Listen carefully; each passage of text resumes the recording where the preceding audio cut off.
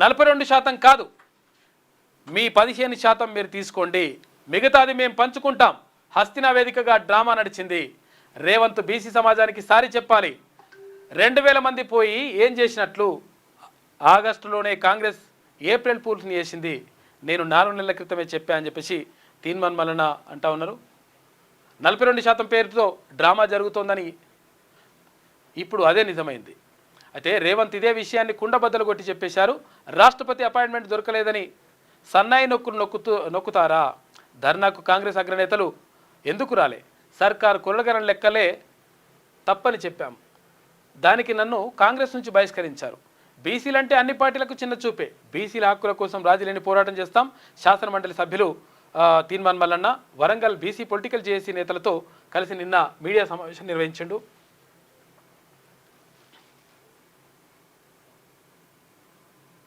చెప్పాలంటే తెలంగాణ రాష్ట్ర ప్రజానికానికి ముఖ్యమంత్రి గారు, మరీ ముఖ్యంగా బీసీలకు ముఖ్యమంత్రి గారు క్షమాపణ చెప్పాలి.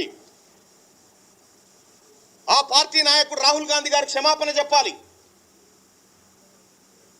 2000 మందిని నిన్న ఢిల్లీ తీసుకుపోయి ఆగస్టు నెలలోనే ఏప్రిల్ ఫూల్స్ చేసుకొచ్చిన వాళ్ళని మేము చెప్పినాం. బీసీ జేఏసీగా 42% మీరు తీసుకొస్తే పూలదండలు వేస్తాం, లేకపోతే నల్ల జెండాలే అని చెప్పినాం. ఇవాళ ప్రతి గ్రామంలో ఈ 3 పార్టీలకు, ఇది ఒక కాంగ్రెస్ పార్టీ పాత్ర అంటలేము, వీళ్ళ పాత్ర కూడా ఉంది. కిషన్ రెడ్డి గారు మాట్లాడుతూ ఉన్నాడు.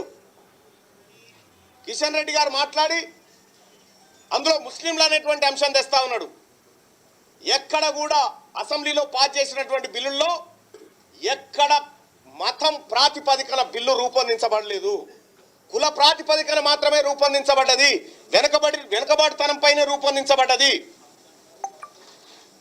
ఇవాళ కిషన్ రెడ్డి గారు కూడా బీసీ సమాజం పట్ల భారతీయ జనతా పార్టీ ఆలోచన ఏందో చెప్పాల్సినటువంటి అవసరం ఉంది.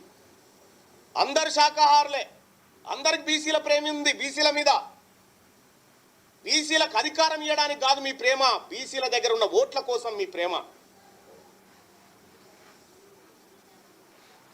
అందుకోసమే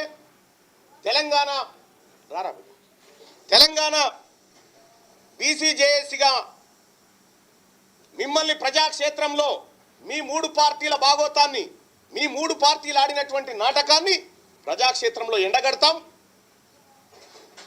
ఎన్ని సంవత్సరాలు చేసుకుంటూ వస్తారు ఇంకా మోసం? ఎన్ని సంవత్సరాలు ఇంకా ఈ నయవంచన చేసుకుంటూ వస్తారు బీసీలను? 70 సంవత్సరాలు బీసీలు అధికారం కోసం బీసీలను పొలిటికల్ గా అన్టచబుల్ గా మార్చింది 3 పార్టీలే, ఈ రాజకీయ పార్టీలే. ఒక్క పార్టీ కూడా మాది లేదు.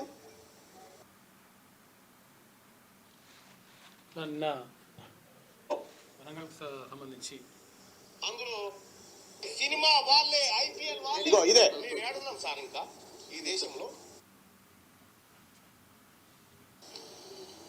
అధ్యక్ష, వాస్తవానికి కుదరదు.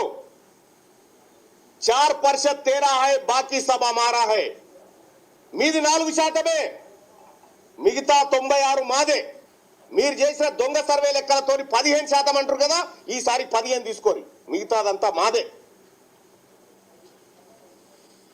బీసీ ప్రజలారా, నేను ఇక్కడి నుంచి పిలుపునిస్తా ఉన్నాం. బీసీ జేఏసీ నాయకులుగా మేమంతా కూడా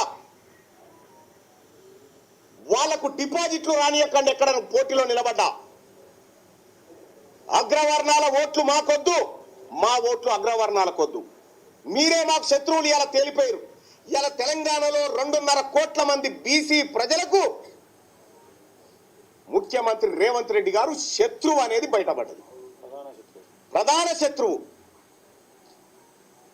కాబట్టి ఈ రాజకీయ పార్టీల ఊపిరైనటువంటి ఎన్నికలను మా బీసీ ప్రజలు మేము ఖచ్చితంగా రాజకీయంగా ఎదుర్కొంటాం.